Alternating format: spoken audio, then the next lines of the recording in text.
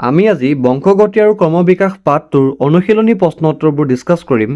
First কুৱেশ্যনটো হৈছে যে মেণ্ডেলৰ পৰীক্ষাৰ মতে মটৰ মাহৰ ওখ গছৰ সৈতে বেঙুনীয়া ফুল আৰু চাপৰ গছৰ সৈতে বগা ফুল এই দুয়োজোপাৰ মাজত সংকৰণ ঘটোৱা হ'ল। উৎপাদিত গছবোৰৰ বেঙুনীয়া ফুল হ'ল যদিও আধা সংখ্যক মটৰ মাহৰ গছ চাপৰ হ'ল। ইয়াৰ আভাসত প্ৰত্যেক পুৰুষৰ মটৰ মাহ গছজোপাৰ তলৰ কোনটো জিনীয় সংযুক্তি বৰ্ণনা কৰিব পৰা হ'ব। এতিয়া উত্তৰটো হ'ব তোমাৰ অপশ্যন নম্বৰ চি এইটো, ঠিক আছে। অ'কে, 2 নম্বৰ প্ৰশ্নটো হৈছে যে সমসংস্থ অংগৰ এটা উদাহৰণ দিয়া।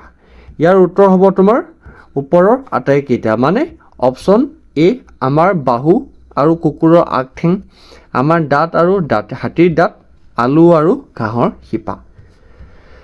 3 নম্বৰ প্ৰশ্নটো হৈছে যে বিৱৰ্তনৰ লগত তলৰ কোনটো সাধাৰণভাৱে জড়িত। এতিয়া উত্তৰ হ'ব তোমাৰ এজন চীনা স্কুলীয় ছাত্ৰ। 4 নম্বৰ প্ৰশ্নটো হৈছে বিৱৰ্তনৰ শ্ৰেণী বিভাজনৰ অধ্যয়ন কেনেকৈ পৰস্পৰৰ লগত সংযোজিত হৈ আছে। উত্তৰ তোমালোকে লিখিবা যে বিৱৰ্তনৰ নীতিৰ ওপৰত ভিত্তি কৰি আমাৰ পাৰিপাৰ্শ্বিকত দেখি থকা জীৱন বিভিন্ন প্ৰজাতিৰ বিৱৰ্তনিক সম্পৰ্ক নিৰূপণ কৰিব পাৰোঁ, কিন্তু ই এক অতীজলৈ উভতি যোৱাৰ দৰে হ'ব। এতিয়া জীৱৰ প্ৰজাতিৰ মাজত থকা চাৰিত্ৰিক বৈশিষ্ট্যৰ ভিত্তিৰ শ্ৰেণী বিভাজনৰ দ্বাৰা কৰা চিনাক্তকৰণ কৰিব পাৰি।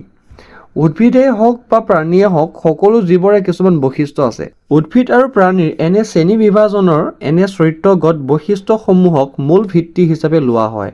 উমৈহতীয়া বৈশিষ্ট্যবোৰ এটা শ্ৰেণীত ৰখা হয় আৰু একে নোহোৱা বৈশিষ্ট্যসমূহ আন এটা শ্ৰেণীত ৰখা হয়। এই শ্ৰেণী বিভাজন উদ্ভিদ বা প্ৰাণীৰ বৈশিষ্ট্যসমূহৰ অধ্যয়ন কৰাত সুবিধা হয়। উদাহৰণসহ সমসংস্থ আৰু সমভিত্তিক অংগৰ বিষয়ে ব্যাখ্যা কৰা। পৰিৱেশৰ প্ৰভাৱত কিছুমান প্ৰাণীৰ অংগৰ গঠন আৰু কাম বেলেগ বেলেগ, কিন্তু সিহঁতৰ অংগৰ সৃষ্টি উৎস একেই। যেনে মানুহৰ হাত, ঘোঁৰা, বাদুলি, তিমি, মাছৰ অগ্ৰপদৰ মূল গাঁথনি একেধৰণৰ হাড়ৰ টুকুৰাবোৰ গঠিত।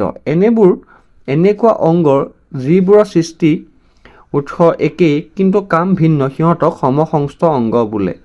সমসংস্থ অংগবোৰ জীৱ ক্ৰমবিৱৰ্তনৰ সাক্ষ্য দিয়ে। আকৌ কিছুমান অংগই বহিৰ্দৃষ্টিত একে কামকেই পৰিচালনা কৰে যদিও সিহঁতৰ সৃষ্টিৰ উৎস বেলেগ।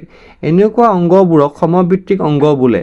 যেনে পতংগৰ পাখি আৰু চৰাইৰ ডেউকা একে কাম উৰণৰ বাবে ব্যৱহাৰ কৰে, কিন্তু দুয়োটাৰ গঠনৰ সৃষ্টিৰ উৎস সম্পূৰ্ণ বেলেগ বেলেগ।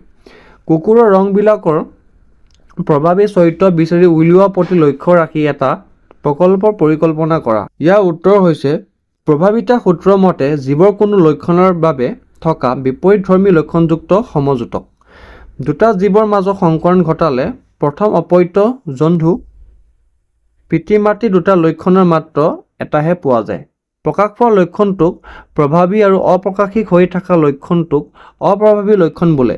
সুতৰাং এটা কলা বৰ্ণৰ কুকুৰৰ লগত বগা বৰ্ণৰ কুকুৰৰ প্ৰজনন ঘটিলে যদি কলা ৰঙৰ আদি পুৰুষ হয়, তেতিয়া কলাৰ কুকুৰটো প্ৰভাৱী হ'ব আৰু বগা ধৰণৰ কুকুৰ হ'ব অপ্ৰভাৱী। বিৱৰ্তন প্ৰক্ৰিয়াত জীৱাশ্মৰ গুৰুত্ব সম্বন্ধে ব্যাখ্যা কৰা।